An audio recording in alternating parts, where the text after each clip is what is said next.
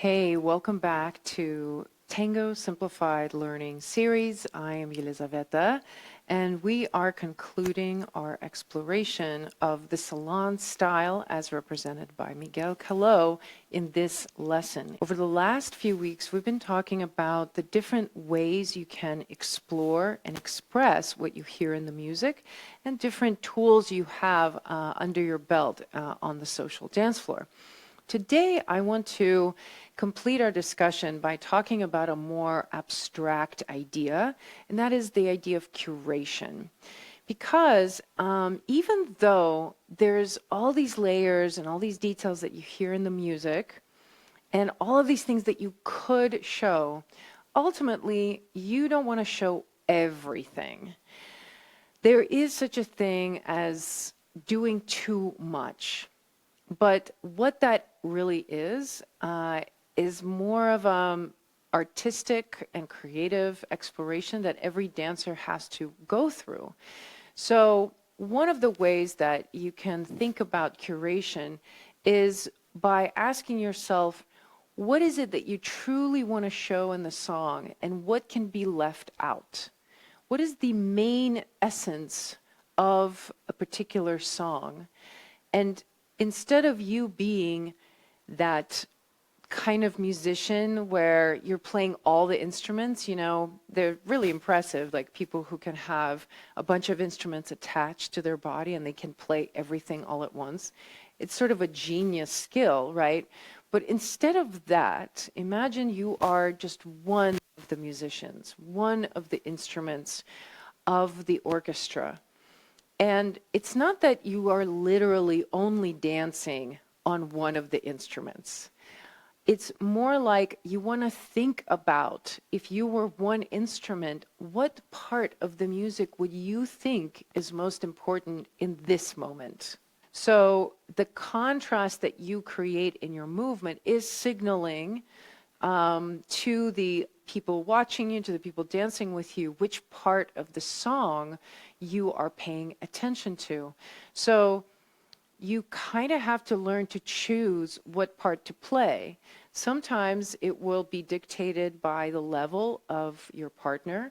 Other times it's going to be your own level of musicality. But ultimately, it is sort of our purpose, I think, as dancers of tango, to learn to have our own personal read, our own expression of these songs that are in our bodies, kind of like the way you would fall in love with a poem and you would recite the poem with a lot of feeling and you would just memorize it, and it wouldn't be difficult for you to recall what the poem is because you've just done it so much.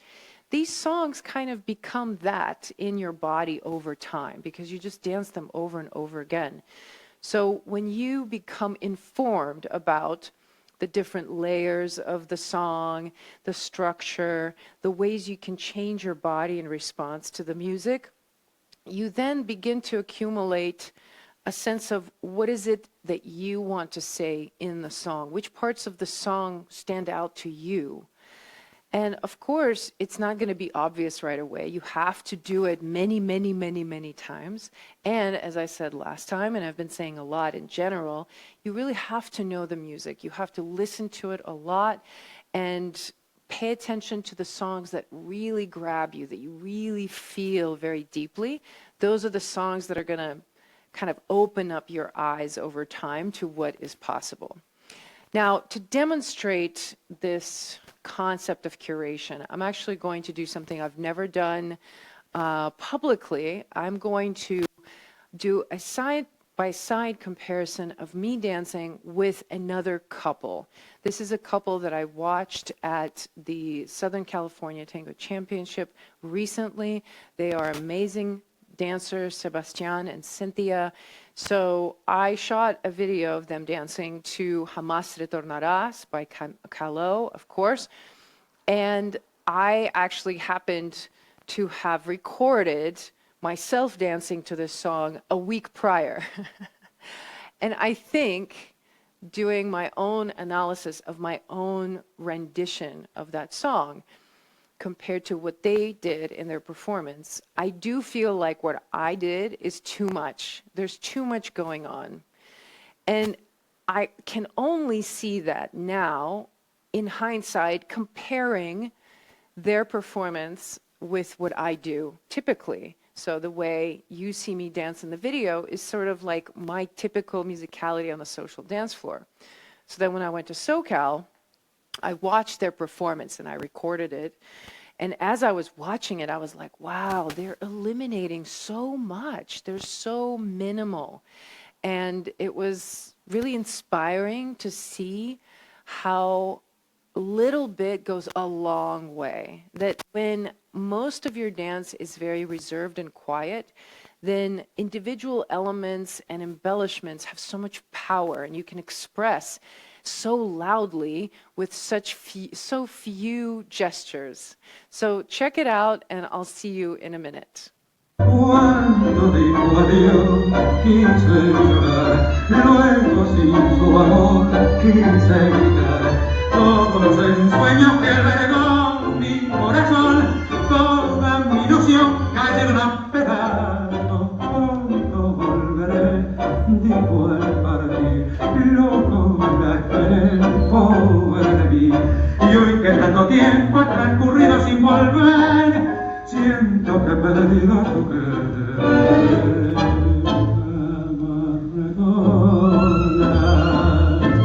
Lo dice el alma mía, quien está sola, te nombro noche y día, porque te fuiste de mi lado y tanto le has destrozado mi corazón jamás retornará. Lo dice el alma mía, y aunque muriera, te espera sin cesar. Okay, so I wouldn't say that one is right and the other is wrong. Ultimately, it's a stylistic thing. So maybe some of you out there are watching and you like mine better, perhaps. But maybe not. Maybe you really see how their rendition of Caló is really a truer essence of the song. I think for me, what really starts to make more sense when we get to that level of musicality, of curation, is the actual intention of the song. And at that level, you start actually thinking about the meaning of the lyrics and the context of the song. So once Sebastian and Cynthia performed the song, they announced right after that it was dedicated to a really good friend of theirs that had just passed away that day. And so to me, I was like, oh, that's why they danced this song and they danced it like this. They danced it in a sad way. There was nothing happy about their performance. It was filled with longing. It was very pensive. It was very dark in certain ways. That's kind of how I felt in response to it. So when I look at my rendition of it in the other video, that's where I see the disconnect. It's like structurally, I'm hitting all the points. And I'm actually, you know, I have some cool effects that happen here and there to certain parts of the music. But there's not that connection to the soul, the song's essence, which is actually about loss. And the song is about how there's a loved one who leaves and never returns, and it's that longing. So musicality in tango has all of these different dimensions. And of course, do lyrics ultimately have an impact on how much you enjoy your dance? No, you don't have to know Spanish. You don't have to know the music that much. But there is that layer of it that's accessible to us, ultimately, that we can have the music speak through our bodies in different ways, not just through different combinations or just our prowess and being able to do them in innovative ways. Like we can actually find this other way of expressing ourselves through curating the expression of the song in our bodies and doing it in different ways with different people. That's really where I think the art of it begins for every dancer. It's like It takes a long time to mature as a tango dancer. You know, a lot of times I've heard the number 7, 7 years is being thrown around as a number for like when you really know how to dance tango. But once you do, once you kind of like have the scope of what this dance is about, that's when you begin to create. That's when you really begin to create your own expression of this music. And that's what everybody's interested in ultimately. Like when people go to dance at milongas, when they travel around the world, what are they seeking? They're seeking novelty. They're seeking people who know the music and who can dance it in interesting ways. That's kind of what we're after. And of course, that we also have good mechanics, and it feels good, and the embrace is good, but the musicality is really the piece that trumps all of it. So I hope that you've enjoyed this series. If this is your first time joining, check out the previous lessons in this series. Check out the playlist, the Spotify playlist for Best of Caló in the notes, the show notes. And if you've been listening to that playlist, I'm curious, who is your favorite singer of Caló? Pop that into the comments. I would love to know. And maybe you want to take Jamás Retornarás once again and try dancing it once again by yourself with this idea of curation.